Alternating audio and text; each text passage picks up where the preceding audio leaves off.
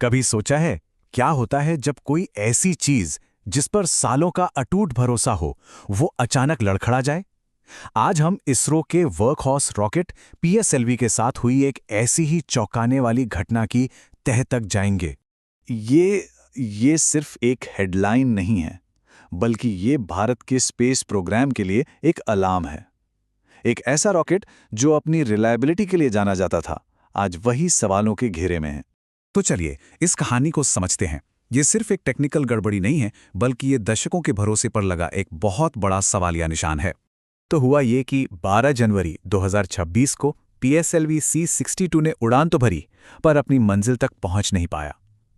जरा सोचिए, करोड़ों की लागत वाले सैटेलाइट्स जो अंतरिक्ष में अपने मिशन के लिए तैयार थे, वो बस खो गए। अच्छा, इस विफलता का झटका कितना बड़ा है ये समझने के लिए पहले ये जानना जरूरी है कि पीएसएलवी कितना महान रहा है। ये सिर्फ एक रॉकेट नहीं, ये एक लीजेंड है। ये नंबर देखिए, 60। ये एक कमाल का आंकड़ा है। मतलब इन हाल की गड़बड़ियों से पहले 64 लॉन्च में से 60 पूरी तरह से सफल रहे थे। ये लगभग एक परफेक्ट रिकॉर्ड है, और इसीलिए ये ताज़ा विफलता इतनी ज़्यादा चिंता की बात है। और ये है वो हीरो जिसकी हम बात कर रहे हैं। ये सिर्फ एक मशीन नहीं, ये भारत की स्पेस एम्बिशंस का प्रतीक है, जो पिछले 3 दशकों से लगातार हमारा गौरव बढ़ा रहा है। तो इस एक विफलता में असल में नुकसान क्या हुआ? चलिए देखते हैं कि दांव पर क्या क्या लगा था। 15 एक ही झटके में 15 सैटेलाइट्स अंतरिक्ष में कहीं खो गए। ये सिर्फ इसरो के लिए एक झटका नहीं है, ये उन सभी वैज्ञानिकों, इंजीनियरों और उन देशों के लिए एक बहुत बड़ा नुकसान है जिन्होंने इस मिशन पर भरोसा किया था। इसमें जो मुख्य पेलोड था वो था थियोस 2, एक अर्थ ऑब्जर्वेशन सैटेलाइट, मतलब हमारी पृथ्वी पर नजर रखने के लिए बनाया गया एक सैटेलाइट। ये थाईलैंड और यूके के बीच एक बड़ा कोलैबोरेटिव एफर्ट था, जो दिखाता है कि कैसे स्पेस एक्सप्लोरेशन पूरी दुनिया को एक साथ लाता है। और इससे पता चलता है कि इस विफलता का असर कितना दूर तक गया। ये सिर्फ एक भारतीय रॉकेट नहीं था, ये एक ग्लोबल मिशन था। थाईलैंड और यूके से लेकर ब्राजील और स्पेन तक न जाने कितने देशों की उम्मीदें और मेहनत इस एक लॉन्च से जुड़ी हुई थीं। तो तकनीकी तौर पर हुआ क्या था?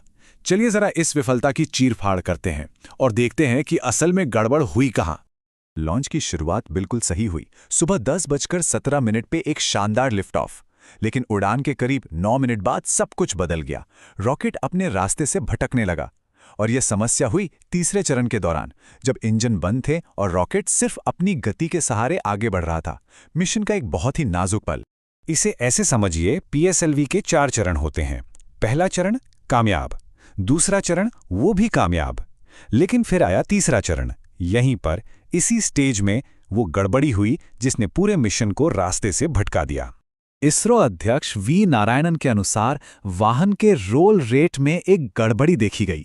अब इसका आसान भाषा में मतलब यह है कि रॉकेट अपनी धुरी पर बेकाबू होकर घूमने लगा, जैसे कोई लड़खड़ाता हुआ लट्टू, और इसी वजह से वो अपने तय रास्ते से पूरी तरह भटक गया। और यहीं पर यह बात सच में परेशान करने वाली हो जाती है। ये कोई पहली बार नहीं हुआ। इससे ठीक पहले जो मिशन पीएसएलवी C61 फेल हुआ था, उसमें भी गड़बड़ी ठीक इसी तीसरे चरण में हुई थी। 2 बार एक ही जगह पर। यह अब महज एक इत्तेफाक नहीं लगता।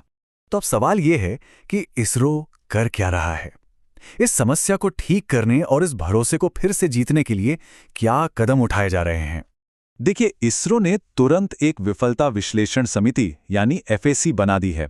इस कमेटी का काम गड़बड़ी की जड़ तक पहुंचना है, और इसके जो भी नतीजे होंगे वो सिर्फ पीएसएलवी के लिए ही नहीं, बल्कि इसरो के आने वाले हर मिशन के लिए बेहद जरूरी होंगे। असली लक्ष्य सिर्फ रॉकेट को ठीक करना नहीं है, असली लक्ष्य है पीएसएलवी पर दुनिया के भरोसे को फिर से बहाल करना। तो आखिर में सवाल यही है, क्या इसरो का ये वर्कहॉर्स अपनी बेदाग प्रतिष्ठा फिर से हासिल कर पाएगा? ये सिर्फ एक तकनीकी सवाल नहीं है, ये भारत की प्रतिष्ठा, उसके भविष्य और अंतरिक्ष में उसकी जगह का सवाल है। पूरी दुनिया देख रही है, क्या पीएसएलवी वापसी कर पाएगा? इसका जवाब तो सिर्फ आने वाला वक्त ही देगा।